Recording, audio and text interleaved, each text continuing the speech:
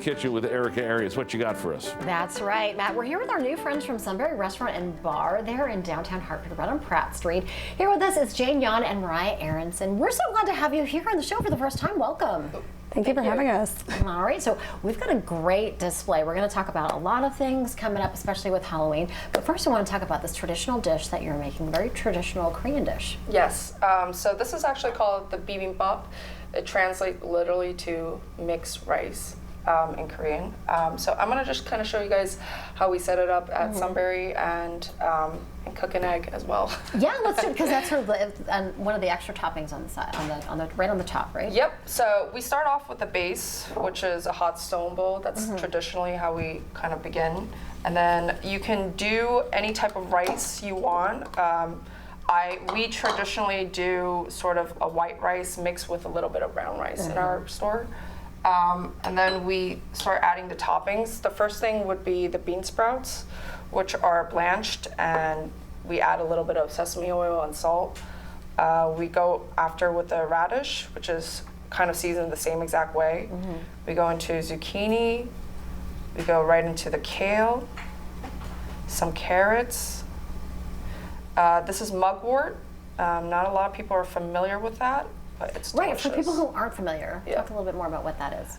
So it's basically a vegetable that is very common in a Korean dish. What we do with that is we blanch it, and then we'll season it with sesame oil and salt. So there's really minimum seasoning that goes into the bibimbap. It's really sesame oil, salt, the vegetables that are collected, and then to top this all off, we'll basically cook an egg, which I'll cook right now. Try to heat that up a little more. So Sunberry has been in Hartford on Pratt Street for over 11 years now, and just recently sort of upgraded everything to make it a full restaurant and bar, but your family has been involved in there for a very long time. Talk a little bit about that. So my family's been there close to a little bit over 11 years. We started off initially as a cafe and catering company, and when COVID hit, it really took that catering aspect out because a lot of people were working from home. Right. So to kind of offhand that struggle, we switched it over to a restaurant and bar. And we were able to create a bar program through that and really elevate into that kind of business. Right, and so we're going to bring in Moriah now and talk a little bit about this seasonal drink that you're doing. I love the name. It's called the Beetle Juice, right? So it was created actually before I even knew the movie was coming out. I created it for a cocktail competition that ended up getting canceled, and it ended up being one of our top selling drinks. So we start with, I already have in here an egg white, and then we've mixed some of our ingredients together. It has a Japanese yuzu vermouth. It has a Japanese chili lime bitters in it.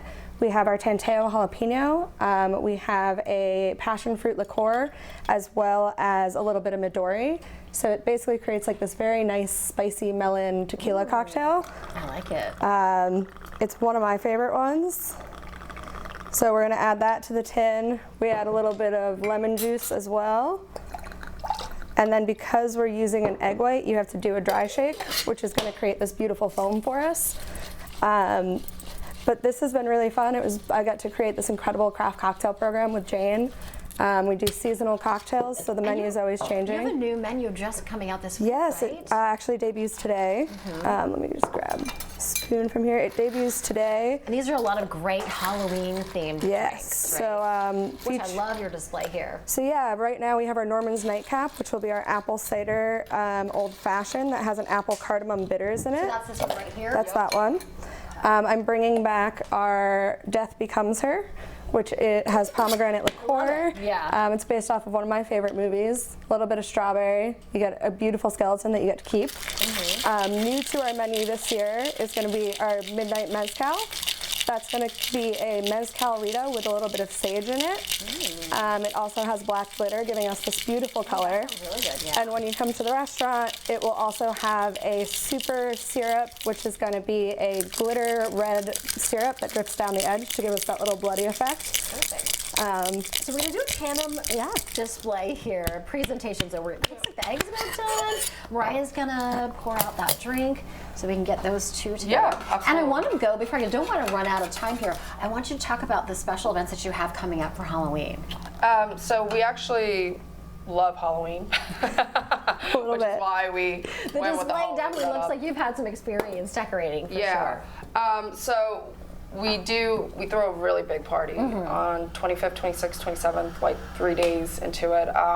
And it's Halloween theme. I would bring your best costumes. It's a lot of fun. We Okay, have so- really great cocktails. What's going on there, Mariah? 'Cause that So looks incredible. this is a passion fruit infused That looks smoke so bubble. cool. I don't think we've had a smoke bubble. Right? So I love this. As of yet. It gives you this beautiful scent when it Yeah. pops, as well as this incredible effect. It's also there for a purpose. Egg whites need to have something on top of them so that you never get that smell from an egg white. So most people, and then you get this beautiful effect, which if you want, I can show you guys again. Yeah, that'd be great. Oh, we love this smoke bubble. I love it. So we have a couple cocktails that feature a smoke bubble, and then my favorite part of the smoke bubble pop it is when we right do in. this. I love it. Oh my gosh, it's so cool. And then it gives a beautiful aroma to the air as well, which I love.